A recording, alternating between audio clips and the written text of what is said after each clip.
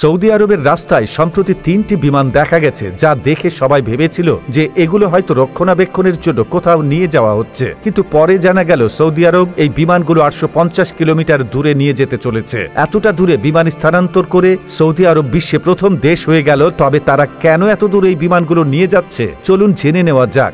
যদি আপনি এই বিমানগুলোর রেজিস্ট্রেশন নম্বর পরীক্ষা করেন, তাহলে বুঝতে পারবেন যে এগুলো ইতিমধ্যেই পরিষেবা থেকে অবসর নেওয়া বিমান। গত ৭ থেকে ৮ বছর ধরে বিমানগুলো জেদ্দাহ বিমানবন্দরে পরিত্যক্ত অবস্থায় পড়েছিল। বিমানের অবসর গ্রহণ মানে হলো একটি নির্দিষ্ট সীমার পর যখন প্রস্তুতকারক বিমান চালানোর অনুমতি বন্ধ করে দেয়, তখন সাধারণত এসব বিমানকে এয়ারক্রাফট ওয়ান ইয়ার্ড বা বিমান কবরস্থানে রেখে দেওয়া হয়। এই ধরনের বিমান কবরস্থান সবসময় শুষ্ক ও উষ্ণ এলাকায় তৈরি করা হয়, যেখানে ইঞ্জিন ও অন্যান্য সংবেদনশীল অংশ সিল করে রাখা হয়, যাতে ধুলো, আর্দ্রতা বা তাপমাত্রার কারণে না হয়। যদিও এই বিমানগুলো অবসরপ্রাপ্ত হয়, তবে আধুনিক বিমানের ৯০% যন্ত্রাংশ পুনর্ব্যবহারযোগ্য হয় এবং কিছু অংশ অল্প মেরামত করে নতুনের মতো করে তোলা যায়। যদি বিমানের অবস্থা অবসরের পর ভালো থাকে, তাহলে সেগুলোকে কার্গো প্লেনে রূপান্তরিত করা হয়। এছাড়াও অনেক বিমানকে ফ্লাইট সিমুলেটরে পরিণত করা হয়, যেখানে পাইলটদের প্রশিক্ষণ দেওয়া হয়। অনেক সময় এই বিমানের রেস্তোরাঁ, ক্যাফে বা জাদুঘরও গড়ে তোলা হয়। যদি আপনি বিমান ভিত্তিক একটি রেস্তোরাঁ খুলতে চান, তবে আপনাকে প্রথমে একটি বিমান কিনতে হবে এবং এর পরিবহন খরচও বহন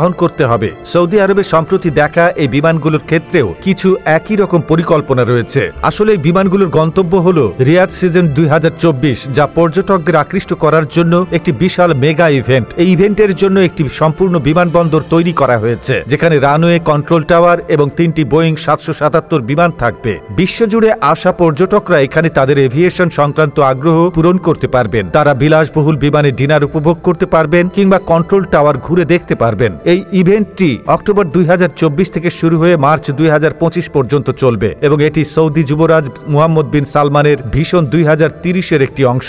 ২০১৯ সালে এটি প্রথম চালু করা হয়েছিল, তবে কোভিড-১৯ মহামারীর কারণে এটি আন্তর্জাতিকভাবে খুব বেশি জনপ্রিয়তা পায়নি। গত বছর সৌদি আরব ৫০ লাখ পর্যটক আকর্ষণ করেছিল, আর ২০২৫ সালে এই সংখ্যা আরও বাড়তে পারে। এই বিমানগুলোকে রাস্তায় পরিবহন করা আসলে সৌদির একটি চতুর বিপণন কৌশল ছিল। সৌদির ভিশন ২০৩০-এর লক্ষ্য হল দেশটির অর্থনীতি যাতে শুধুমাত্র তেলের উপর নির্ভরশীল না থাকে। বর্তমানে সৌদি আরব বেশিরভাগ রাজস্ব তেল থেকে অর্জন করে, তবে তারা পর্যটনের মাধ্যমে আয় বাড়াতে চায়। এটি অসম্ভব নয়, কারণ দুবাই ইতিমধ্যেই এই মডেল সফলভাবে বাস্তবায়ন করেছে। দুবাই এখন তার ৯৫% আয় পর্যটন, বিশ্বমানের অবকাঠামো এবং বিনোদন খাত থেকে করে, যেখানে তেল থেকে মাত্র ৫% আয় হয়। সৌদি আরবও পর্যটন বাড়ানোর জন্য $৫০০ বিলিয়ন প্রকল্প চালু করেছে। এই বিমান পরিবহনের কাজ একেবারেই সহজ ছিল না। পুলিশের পাহারায় ২০ কিলোমিটার প্রতি ঘন্টা গতিতে এই বিমানগুলোর পরিবহন সম্পন্ন হয়। মোট ১০ দিন এবং ১০ রাত লেগেছিল বিমানগুলোর গন্তব্যে পৌঁছাতে। এই ধরনের উদ্যোগ ভবিষ্যতে সৌদি আরবকে একটি বিশ্বমানের পর্যটন কেন্দ্র হিসেবে